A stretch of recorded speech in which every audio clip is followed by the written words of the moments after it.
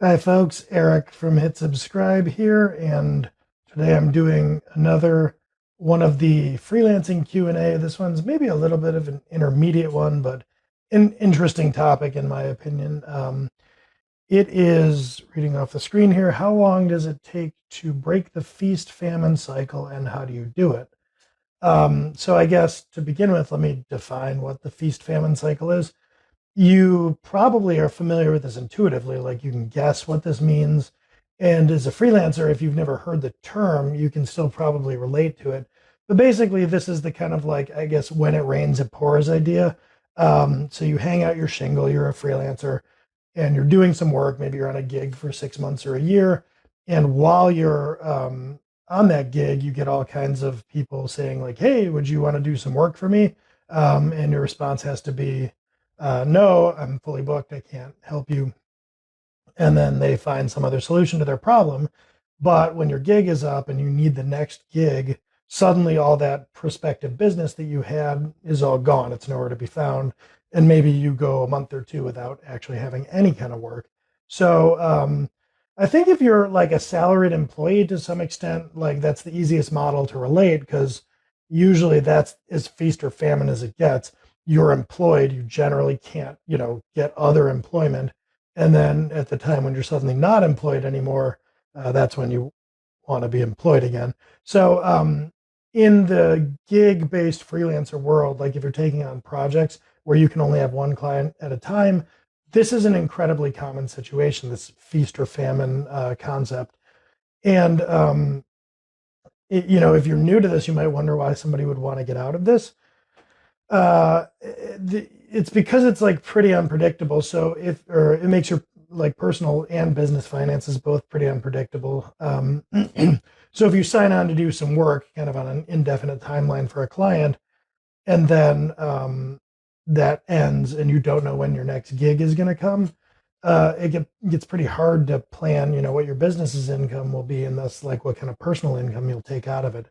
So, planning things like the year's vacation, can we afford to go on vacation this year? You know, it gets hard to say. Now, the serial gig based freelancers may be the most extreme version of this, but a lot of businesses, especially new businesses, will struggle with this, where it seems like all of your prospective business comes at once, you're turning down a lot of it. And then when you actually need um, some business, when you have capacity, it gets hard to find. So, how long does it take to get out of this? And how do you do it? Like, what does getting out of this look like? I think in order to address that, I need to kind of talk through like what the underlying causes of this sort of thing are. So I made a couple notes over here, but the first one is limited capacity. So imagine a hypothetical world that was like that Michael Keaton movie where you could clone yourself as much as needed. Now you're going along doing your stuff as a graphic designer, software engineer, like whatever you do. And every time a new opportunity came up, you could just clone yourself. This would mean you'd have unlimited capacity.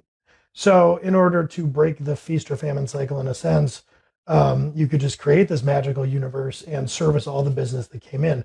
In that world, as long as you kind of like got the word out about yourself more than your gigs ran out, you know, you'd be good. You just get a gig, get the next gig and the next gig. And yeah, one would go away every now and then or finish, but you just keep getting more. So I'm framing it this way because one of the main sources of feast or famine is limited capacity on your end. The situation where you start having to tell people, no, I'm too busy, I can't do that. That's a huge cause of feast or famine. Now, I'm not saying that you should just say yes to everything and kill yourself, but it's more understanding that having a limited capacity in what you can deliver with your business or your practice is one of the big drivers of feast or famine situations because it leads you to turn down business during feast times.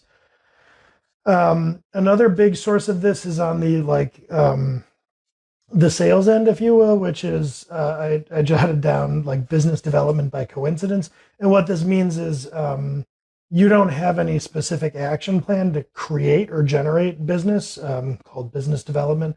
So imagine that you're a freelancer and you just kind of take whatever gigs come along, word of mouth. Um, I don't know, just waiting for people to contact you on Upwork.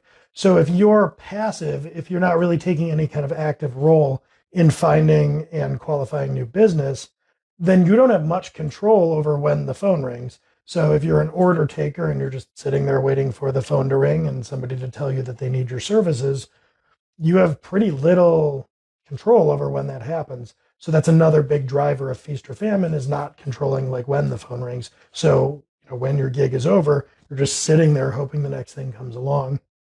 Um, and another big driver of this is what I'll call urgency of client need. So imagine a world where, or like as a real world example, training might be a really good example of this. I was just talking to Reuben Lerner, fellow podcast panelist for our freelancer podcast, and we were talking about his business, which is Python training. Python training, or training of any kind, is the kind of thing that when a business needs it, it'll have some flexibility over when to schedule like a week of training. So if you're a training provider and a company calls you and says, hey, can you come in and train our people? We really need some training next week. And you say, no, I don't really have any availability until April. A lot of companies will say, sure, fair enough. I'd rather it be now, but if we have to wait until April, so be it. That's a non-urgent client need. Uh, if, on the other hand, your business is putting out fires, and I mean actual fires, not metaphorical fires, like you're the fire department, you can't really tell people like, hey, we're pretty busy right now, we'll get to it next week.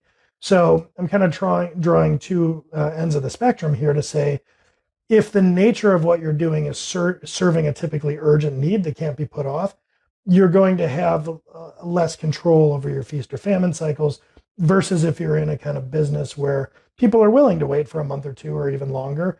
You can like book out in advance and say, hey, I'm not available right now, but I will be later. And that can really help alleviate feast or famine.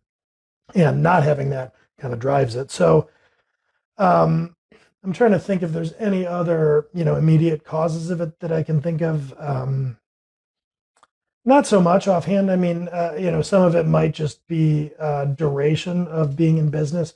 You'll find that just sticking around and managing to be in business for several years can actually start to address this somewhat, because once the word is out and people know that they can get a hold of you, uh, your things will start to level out. Because if you have 1,000 people that know you're available to do whatever it is you do, the more people that are aware of that, the more likely your phone is to ring at any given time. So you're not really addressing the kind of capacity mismatch issue, but you're getting to a point by being in business for a long time where even if you have very little control over it, the phone will probably ring just by odds of you existing with 1,000 contacts. So that's not the best way to address it, is to just say like, hopefully I stick around long enough that enough people know me that coincidentally I break the feast or famine cycle. So let's talk a little bit about how you'd address it, and then maybe how long it'll take to address that. So how would one address feast or famine, given what the causes of it are? So the big one, capacity, in my opinion. If you are getting business when you're fully booked, and you're turning that business away, one great way to address it would be to increase your capacity in some fashion. So if you're running a freelance practice, you might serve that business by bringing on subcontractors or other help. So you could scale from being a freelancer into being a small agency, and that would address capacity. You increase your capacity, you're able to fulfill more business. So increasing your capacity is one good way to do it. But just like hiring other people isn't the only way to increase your capacity, you can also increase your capacity by shortening the duration of what you're doing. So if you're used to taking on like 6-month custom projects of some kind, if you can ratchet that figure down to a month, or like 2 weeks or a week that it takes you to create those deliverables, well, now suddenly you're not saying to someone who calls, I'm in the middle of a 6-month project, if you can wait until halfway through the year, great. If not, oh well. Now you're saying, hey, can you wait, for a couple weeks? And this is kind of like the training business. If you're doing trainings for like 3 to 5 days, you can fill up a bunch of those going out several weeks or even months, and it's easier to do that. So in a very real sense, you have more capacity because the thing you're doing only takes you a few days to do. So making your work shorter in like calendar duration, making it smaller in scope, those two things can kind of work complementary fashion, but either one of those. So smaller in scope might mean that, yeah, you do one this week, one next week, but it also might mean that you have 4 or 5 going in parallel. And you, even if you have like 4 of them going on now, you could agree to another one. So basically, you can increase your capacity by getting like more people and more fulfillment ability involved, or you can increase your capacity by doing smaller things. Either one of those is going to really help with feast or famine by virtue of the fact that you're not going to be saying no nearly as much. You will have more capacity to say yes. So when those booms of business come in, you can serve them or schedule them in such a way to like smooth out the rough edges. On the flip side of this is kind of handling things from the sales side. So you you can, yes, increase your capacity so that when coincidentally things come in, you handle more of them and you do better. But you can also start to take control over your business development. So let's say, for instance, that you're running a training business and you're selling a week of training at a time. Now you've had your phone ring, you've booked things out for the next 2 months. Great. But during your downtime, like at lunch during your training sessions, or maybe you do 4 day a week training and you have one day to like manage your business affairs, start trying to book, trainings even further out. So go call old clients and see if they need any training. You could start to do some marketing, or you could start to do some kind of outreach, or whatever the case may be, prospecting of some kind, where you are addressing in advance. You have a feast right now. You see a famine in 2 months because nobody's booked you yet. So go pre-address that famine before it becomes an actual famine. Store up, if you will, to keep this metaphor.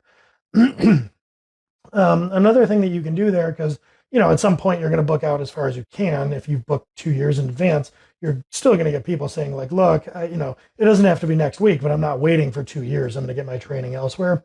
So in addition, you can only realize so much of this by booking out or even by increasing your capacity, because you can't just infinitely scale up your capacity in the short term. You'll hit a cap as to how much hiring you can do or whatever.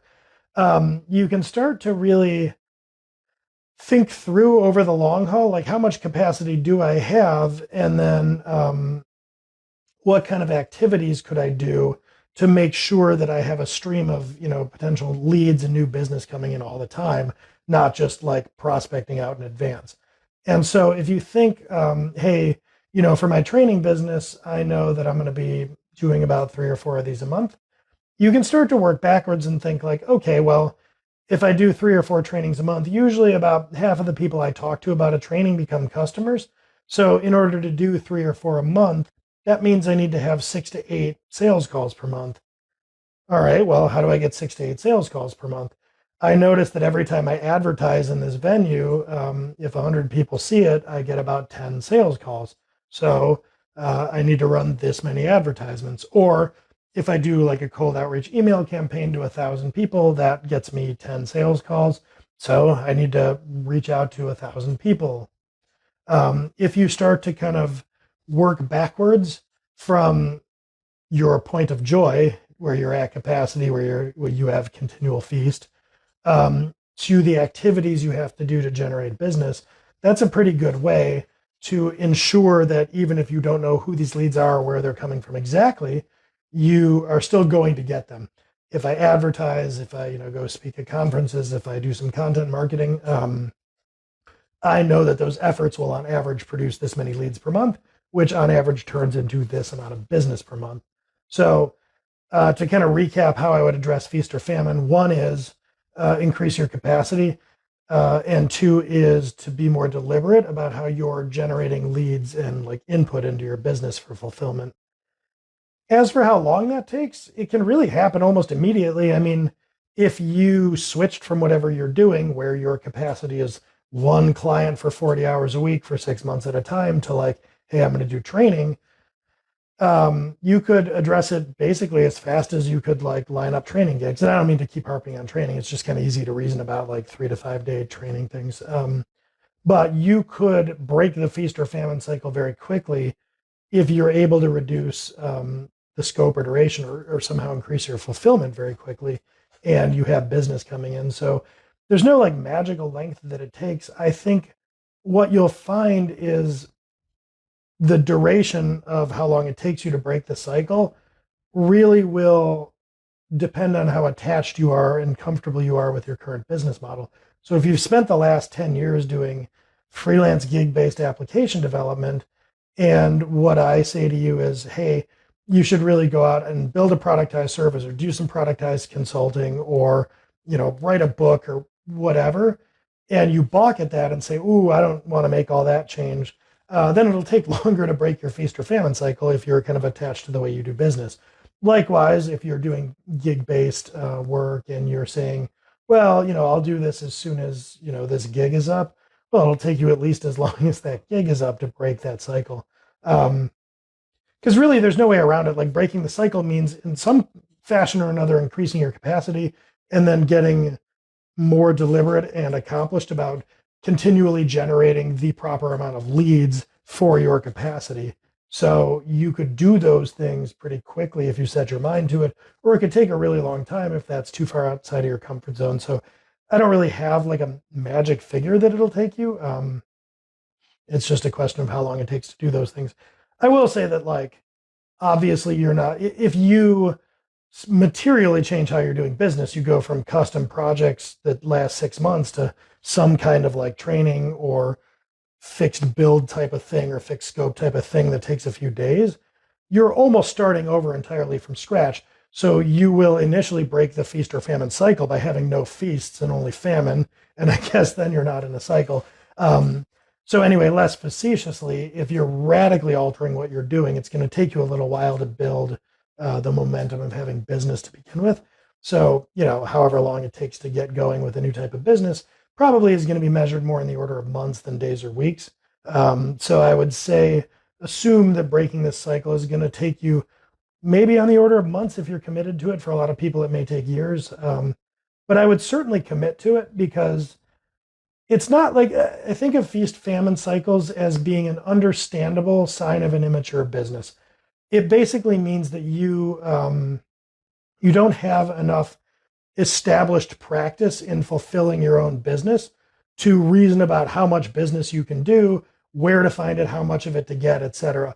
Once you're in business for a long time and you've done, however many gigs, like there's some number, you get to 20, 50, 100 type of whatever it is you do, you'll start to really understand your business life cycle and that'll go away. It's just a question of getting enough at bats